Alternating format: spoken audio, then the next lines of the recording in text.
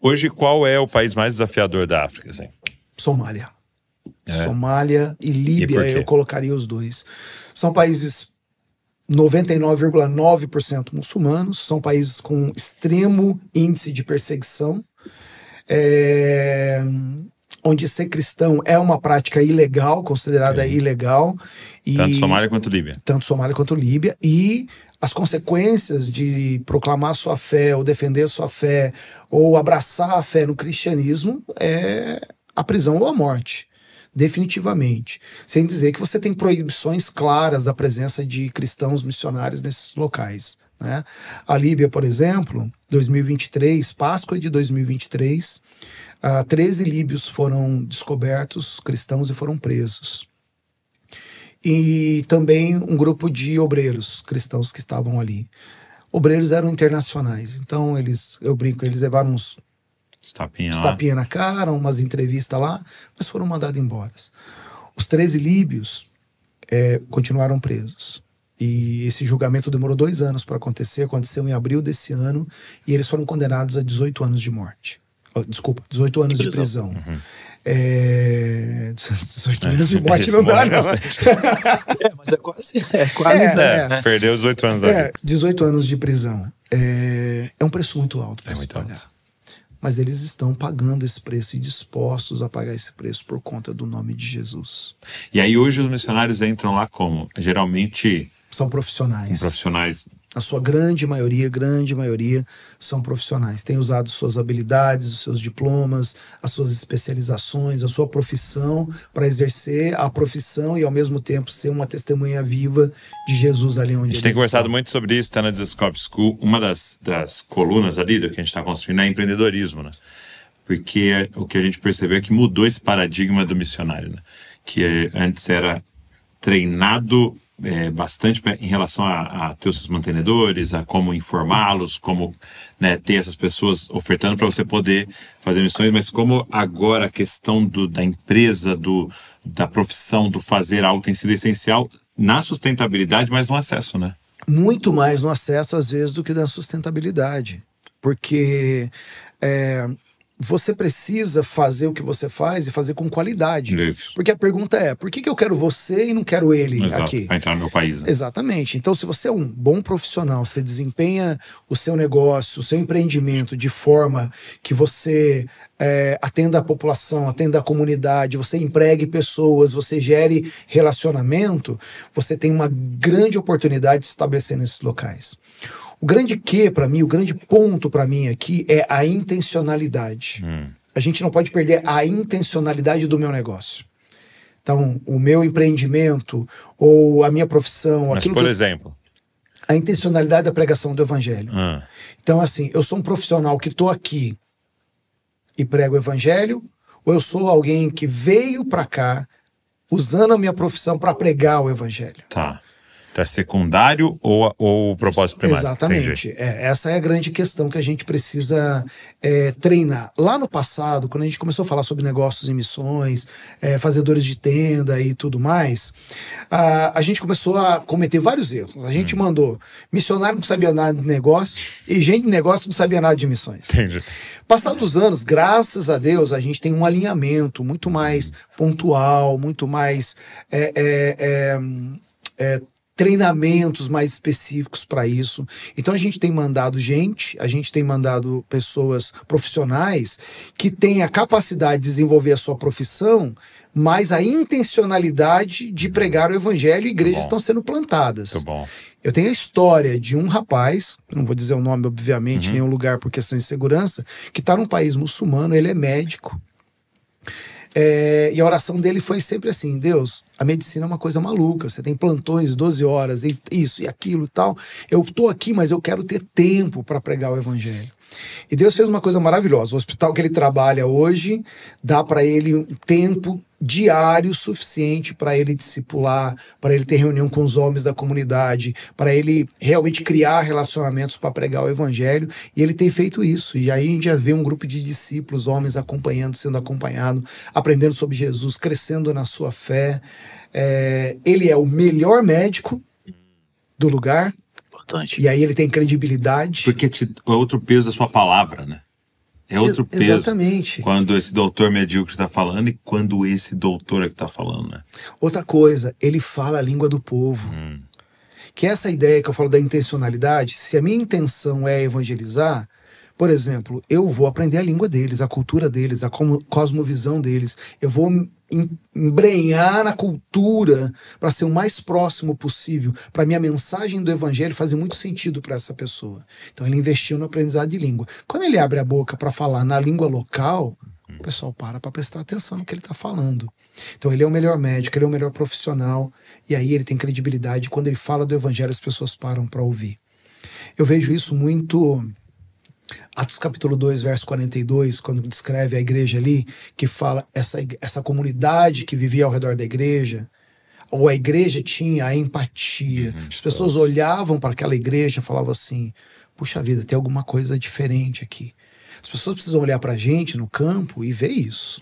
Assim, não, tem alguma coisa diferente naquele cara, como ele faz o negócio dele, como ele roda a empresa dele, como ele é justo no imposto, nas leis, como ele segue tudo à risca, né? E aí fala assim, tem alguma coisa especial aqui. O profissional, que não necessariamente é um empreendedor, mas está lá como um profissional, é a mesma coisa. A gente tem até o trocadilho, né? A gente precisa de tent makers, não tent fakers. Que o cara que usa... Os fazedores de tenda não... Faz tenda falsificada. Exatamente. É só uma portinha aberta. Não pode ser. Não pode ser. Negócios no campo, tem que pregar, né? precisa dar lucro. Exato. Precisa dar lucro. Precisa então, ter qualidade nos produtos, se for alguma coisa do produto. Exatamente. É para permanecer, né? Exatamente, a longo prazo. Uma coisa que a gente tem meditado aqui, eu tive a oportunidade de ir no Japão, né? E é interessante porque quando você pensa em Estados Unidos e pensa em Europa, de alguma maneira está bem próximo da gente. A gente foi muito influenciado por eles, né? Então, por exemplo, quando eu pisei em Portugal, quando você pisa numa Itália, numa Espanha, principalmente ali, você se vê muito, você vê uma galera e fala, nossa, parece meu avô. Você sente em casa. Você sente em casa. A arquitetura, a própria comida, você vê que tem uma influência e tal. Os Estados Unidos a gente copiou muito deles e tal. Quando você vai... Eu penso que África, eu não estive na África, mas eu penso que seja a mesma realidade da Ásia. Sim, você chega num lugar e fala, opa, é bem diferente de mim isso aqui. Isso aqui é a cultura, a forma que eles fazem, o que eles pensam, a própria língua. E ainda chega na Ásia até com alfabetos diferentes, tá? O muçulmano com alfabeto diferente. No árabe, né? E o que eu achei interessante, que eu conversando com os japoneses, eles falavam o seguinte, quando você vai pregar o evangelho, eles têm a impressão que eles estão aceitando o Deus do Ocidente. Então eu chego lá e falo, quero pregar para você. Vários vão rejeitar e falam assim, não, eu não quero o Deus americano. Eu estou traindo o Japão se eu aceitar esse Deus, né? Ou até às vezes tem um interesse, porque ele gosta de cultura americana, de eu conhecer esse Deus do Ocidente, esse Deus europeu, esse Deus americano. E aí eu estava conversando até com um irmão nosso que está lá, e eu falei para ele, cara, nós precisamos orar e pensar, como é que você prega dizendo Deus é japonês? Ou Deus é o Deus do Japão. Ele não é o Deus do Brasil, nem é o Deus dos Estados Unidos, ele é o Deus do Japão. E também é o Deus dos Estados Unidos, e também é o Deus do Brasil. Né? E aí eu só vejo um caminho assim, né? Que é o próprio nativo, né?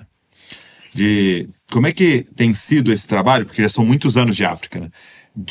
Do acesso do missionário, que é o de fora chegando, e muitas vezes branco, entendeu? E esse trabalho da ativação do nativo, que agora é ele que prega, é ele que faz. Né?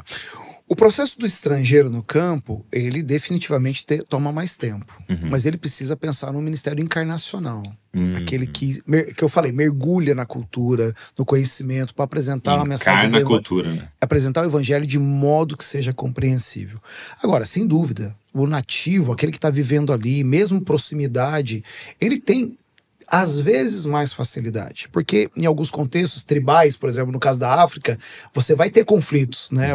O Maasai não se dá bem com o Gabra não se dá bem com o Borana lá no Quênia, e aí o Gabra missionário não pode pregar o evangelho pro Borana, porque tem ali... Então ali ele ouviria mais um estrangeiro do que... Às vezes sim, né? Às vezes sim. Para mim, estrangeiro ou nacional, querendo pregar o evangelho num contexto, se é local, muito mais fácil. Mas se é transcultural, mesmo do outro lado da esquina, você precisa ter esse movimento de aproximação da cultura, de compreensão da cultura, de aprendizado da língua. Jesus tem que fazer sentido dentro da cultura, dentro da cosmovisão daquela pessoa, daquela comunidade. A ideia de que, pô, Jesus fala também a minha língua. Por que eu tenho falado para missionários transculturais que querem servir em contextos culturais e linguísticos diferentes? Aprendam a língua. Façam do seu primeiro ano um aprendizado de língua e cultura. Porque quando você for falar do evangelho naquele contexto, naquela língua, vai fazer muito mais sentido para eles. Sim. Eu tenho uma experiência pessoal.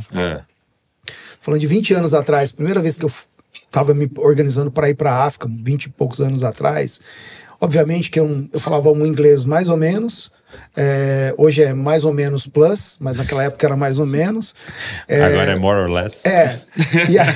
E aí eu falei assim, pô, para onde que eu vou? O primeiro país da África? Vou para Moçambique, por quê?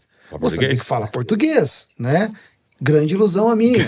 Um português diferente. Grande ilusão a minha. E aí eu tive duas situações, assim, muito hilárias. A primeira é que eu cheguei tarde, com uma fome.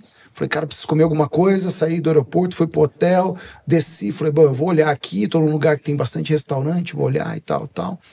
E aí, comecei a ler os cardápios do restaurante. Não entendi absolutamente nada. Sério? Nada. Em português? Em português. Mas aí eu vi lá, frango com piripiri. Falei, beleza, tá ótimo. Frango, eu sei o que é frango assado com piripiri. Frango assado com piripiri. Sentei, me achando. O cara veio e falou assim, o que o senhor quer? Eu falei, eu quero um frango assado com piripiri. O senhor quer um frango inteiro, meio frango, um quarto de frango? Eu falei, não, eu quero um meio frango. Tava com fome. O senhor quer com pouco ou muito piripiri? Eu falei, não, pode colocar aí tudo que tiver direito. Cara, veio aquele frango lindo, assado na brasa, vermelhinho, dourado. Na primeira garfada que eu dei... Era pimenta. Era pimenta. Aí eu chamei o garçom e falei assim, você pode dar uma lavada aqui? Tirar e depois colocar de novo. Ele dava risada e tal. Então assim, você não sabe nada. Na mesma viagem, 2 gafes na mesma viagem, eu fui, e alguém falou assim, ô Paulo, você não pode pregar lá na igreja e tal, não sei o que e tal. Eu fui pregar na igreja, aí o pastor me chamou e falou assim, olha, a grande maioria da igreja não fala português. Eles falam a língua local, especialmente as mulheres e as crianças. Então, o irmão se importa se houver tradução? Eu falei, de forma alguma, super tranquilo. E aí, o culto rolou, mulheres cantaram. Culto africano, maravilhoso, né? Mulher cantou, as crianças cantaram, os jovens cantaram. Os pastores deram testemunhos, tudo maravilhoso. A gente tem aqui o Paulo, é lá do Brasil e tal, ele vai trazer a palavra pra gente e tal. E eu fui lá, embaixo de um pé, de uma mangueira, coisa linda. Bem típico africano mesmo, lá do interior. E aí eu subi, o meu intérprete aqui do lado, eu falei assim, irmão, só falei isso. Irmãos, uma alegria estar aqui com vocês, eu trago para vocês o abraço da igreja brasileira. O cara ficou falando 15 minutos. Então, até hoje eu não sei se aquilo que eu preguei foi aquilo que ele traduziu. E esse é o risco. Esse é o problema. Então, ministérios encarnacionais a longo prazo precisam considerar a cultura, a língua, para você falar. Entendi. Olho no olho, coração no coração, vida na vida. Isso é importante. Como que a gente vai discipular? Se você não tá ali na proximidade. E é muito doido, porque, tipo assim, por exemplo, você pensar na imoralidade, na sensualidade, por exemplo. São conceitos abstratos. O que é sensualidade aqui não é no sentido de roupa, por exemplo, né? E aí, às vezes, a gente chega lá querendo pôr terno no africano e querendo fazer ele vestir uma coisa ou outra, e nem era um problema aqui. Não é. Eu não estava nem naquele momento ali pecando. Então, é você se aculturar mesmo, profundamente, para acessar, né? Agora, eu te perguntei qual era o país mais desafiador hoje. Você falou Somália. Até um parênteses aqui, uma pergunta. Eu estava conversando com um missionário uma última vez aqui, acho que ano passado, e ele falou que na lista, um dos que mais estavam matando era a Nigéria. Mas era por uma coisa específica que havia acontecido lá, né? Norte da Nigéria é de maioria muçulmana, o sul é de maioria cristã. Então você tem um conflito... porque eles invadiram umas vilas lá e mataram uma galera, né? O conflito é muito grande. E não é só na Nigéria. Boa parte do oeste da África ali. Hoje nós temos conflito no Níger, conflitos no Mali, Burkina Faso. São lugares de muita tensão. Tá. Sabe como você explica isso? Vamos voltar lá na história. Todo mundo já ouviu falar de David Livingstone, grande pesquisador missionário. O Livingstone escreve nos seus relatos, ele diz assim, olha só, precisamos fazer alguma coisa para coibir o avanço do islamismo do norte para o sul da África. E é assustador, porque se a gente lê as escrituras, a gente vai perceber que o evangelho era muito presente no norte da África. Né? Atos capítulo 13, na igreja de Antioquia, havia profetas e mestres. Simeão, chamado Níger, país da África. Lúcio de Cirene, país da África. Mas por alguma razão, aliás, por várias razões, o islamismo acaba dominando o norte da África. O Livingstone escreve o seu relatório dizendo: precisamos criar um cinturão para coibir o avanço do norte para o sul. Se você olhar um mapa religioso da África hoje, nós temos um cinturão. Uau. Que é o Sahel. Sim. Que é onde está a Nigéria, que é onde está a Burkina, que está onde está o Chad, está o Sudão. Muitos desses países são países que estão no meio da maioria cristã e da maioria muçulmana. Dividida no meio. Exatamente. Tá. Por isso que você tem tantos conflitos ali. Entendi. Grupos radicais muito grandes que operam nessas regiões e tudo mais. Aí eu te perguntei quais eram mais desafiadores e qual hoje é a igreja que você acredita que mais avançou e eu diria assim, tá mais madura assim na África. Qual é a nação, assim? Nigéria. É o país que mais envia missionários. É maravilhoso. Doideira. Nigéria. Ironias de Deus. Paradoxo. Quênia, Tanzânia, Uganda, são países de despontamento missionário, que a igreja está crescendo muito e estão começando a enviar seus próprios missionários. Etiópia. É um país que está começando um movimento, na verdade já tem um movimento missionário muito forte em andamento, e tem vários, e está pipocando. Essa reunião que eu tive em Gana com líderes, tinham lá 8 líderes de movimentos missionários e outros líderes que foram para lá para aprender com esses líderes porque querem começar movimentos missionários nos seus países. Queremos enviar. Então, é um movimento muito crescente. Eu acho que os olhos da igreja no mundo precisam se voltar para o que Deus está fazendo na África, porque é algo extraordinário. E eu acho que a gente vai ver muitos frutos, bons frutos, e a beleza disso é que a gente vai poder trabalhar junto, porque Deus nos chamou para uma igreja global, uma igreja unida. Então eu tenho a impressão que isso vai conduzir o nosso futuro nos próximos anos. Movimentos como o Michael falou, América Latina, África e Ásia, que são as igrejas que mais crescem no mundo hoje, vão começar a assumir um papel cada vez mais importante na evangelização do mundo.